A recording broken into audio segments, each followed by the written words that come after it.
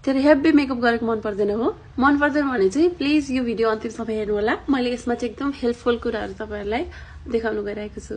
मेरो इन्टायर मेकअपको करियरमा एकदमै धेरै क्लाइन्टहरुबाट आउने रिक्वेस्ट के थियो भन्दाखेरि दिदी मलाई धेरै हेभी मेकअप मन पर्दैन, मलाई एकदमै नेचुरल मिनिमल मेकअप गरिदिनुस् ल भन्ने हुन्छ के। अनि क्लाइन्टहरुको वर्ड सिलेक्सन पनि ठ्याक्कै यस्तै नै हुन्छ के। सो एउटा भिडियो चाहिँ यो लुकमा जानै पर्छ जस्तो लाग्यो मलाई, त्यही भएर चाहिँ मैले यो भिडियो बनाउन लागेको हो। I think this will be helpful for you guys. ल हेरौँ है त। फर्स्टमा चाहिँ म अघि मैले त्यो एउटा सेरम देखाइसकेँ हैन, बोतलमा पेस्टल कस्मेटिक्सको ग्लासी ग्लो सेरम भन्ने हो। एकदमै ग्लोई डिवी लुकहरुको लागि, जस्तो फुस्रो मेकअप त कसलाई मन पर्छ हैन, एकदमै डिवी चिल्लो देखिने मेकअप मन पर्छ नि त, ओइली स्किन बाहेक भनौं न। सो त्यो लुकको लागि चाहिँ तपाईले यस्तो खालको सेरमहरु चाहिँ युज गर्न सक्नुहुन्छ। यही नै युज गर्नुपर्छ भन्ने चाहिँ छैन, तर यतिको ग्लो आउने खालको चीज चाहिँ हुनु पर्यो है। यो युज गरिसकेपछि चाहिँ मैले अब मेरो फेसमा डार्कनेसहरु अथवा अनइभन स्किन टोनहरु कता छ त्यहाँ फोकस गर्छु है।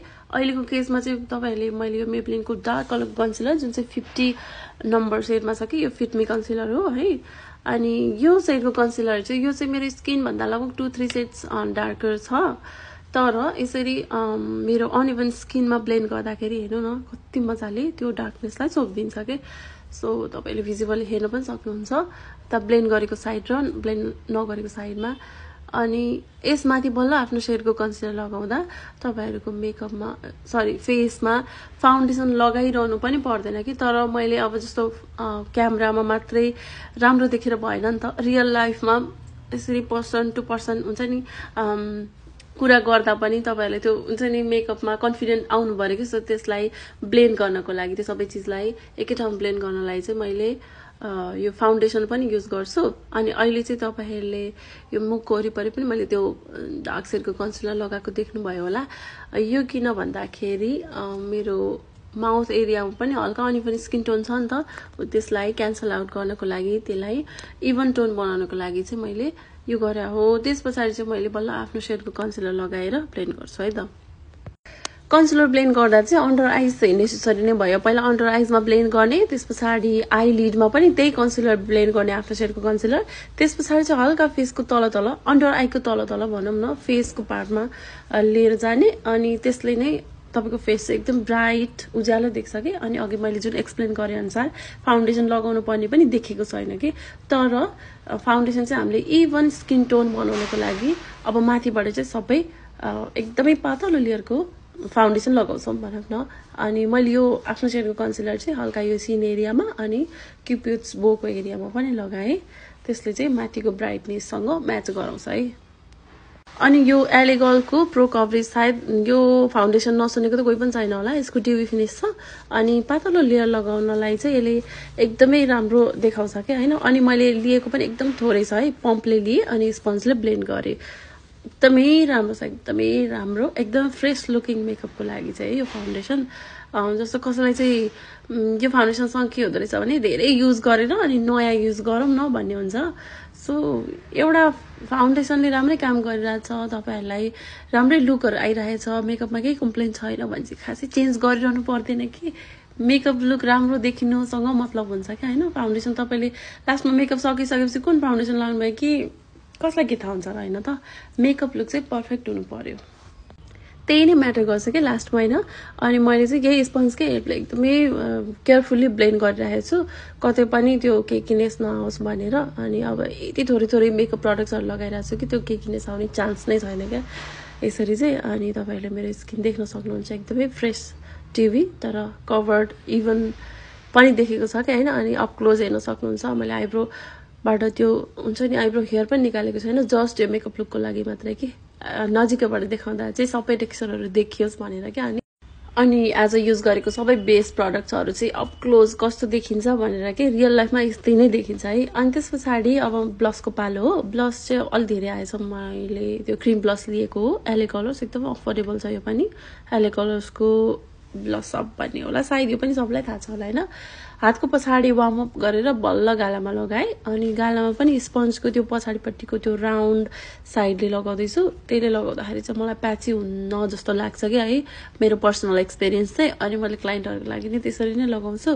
अनि त्यो जुन हुन्छ नि ब्लेन्डरको ट्रायङ्गलवाला त्यो चुच्चो भागले चाहिँ बढी भएको ब्लसहरू चाहिँ मैले बल्ल त्यसले पिकअप गर्न युज गर्छु किनकि त्यो साइडले चाहिँ मैले फेरि बेस प्रडक्ट्सहरू ब्लेन्ड गर्छु क्या अनि त्यसमा अलिअलि रोयल पोयल हुन्छ नि त बेस प्रडक्ट्सहरू जस्तो कन्सिलरहरू अनि त्यसले चाहिँ बढी भएको रातोपना चाहिँ गालाको निकालिदिन्छ अनि एकदमै ब्लेन्डेड पनि देखिन्छ अनि त्यो कलर चाहिँ तपाईँको स्किनबाट नै आएको जस्तो देखिन्छ कि न कि मेकअप गरेर रातो भएको जस्तो सो यही नै हो मेरो त्यो एकदमै नेचुरल देखाउने ट्रिक चाहिँ बेस मेकअप सकिसक्दा चाहिँ क्लिन गर्ल मेकअप लुक्सवाला भाइब्स आयो होइन तर सबैलाई यही नै मन परिरहेको छ क्या आजकल अनि त्यस पछाडि मैले यो लिक्विड आई स्याडो लिएँ त्यो पनि एकदमै मेरो स्किनसँग क्लोजवाला टोन लिएँ त्यस पछाडि यसको चाहिँ स्पार्कल पनि एकदमै राम्रो छ अनि त्यस पछाडि मेरो स्किनसँग नै म्याच हुन्छ सो तपाईँहरूले पनि आफ्नो आँखामा मेकअप गर्दाखेरि लाइक यस्तै खालको